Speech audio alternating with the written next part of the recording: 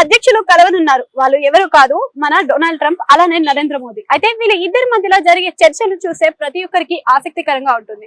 ఇక ఇండియాకి అటు అమెరికాకి మధ్యలో ఎటువంటి చర్యలు జరుగుతున్నాయి, ఎటువంటి చర్చలు జరుగుతున్నాయి అనే వాటిపైన ప్రతి ఒక్కరికి ఆసక్తికరంగా ఉంటుంది. ఇది ఎందుకో కాదు, సెప్టెంబర్ లో జరిగే ఐక్యరాజ్య సర్వసభ్య సమావేశాలు మాత్రమే.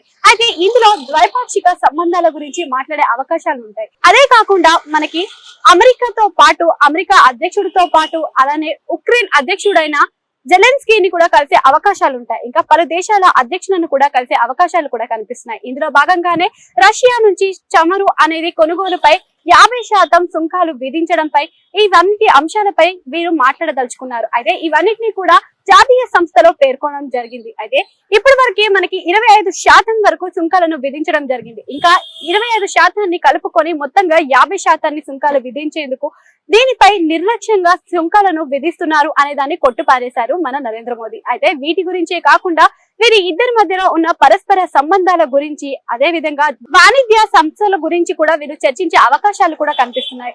అంతేకాకుండా న్యూయార్క్ సిటీలో దీన్ని వేదికగా చేసుకొని అక్కడ చర్చలు కూడా జరిగే అవకాశాలు కూడా కనిపిస్తున్నాయి. అయితే వీళ్ళన్నిటితో పాటుగా పలు దేశాల అధ్యక్షులతో కూడా కొన్ని సమావేశాలు జరగనున్నట్టుగా కనిపిస్తుంది.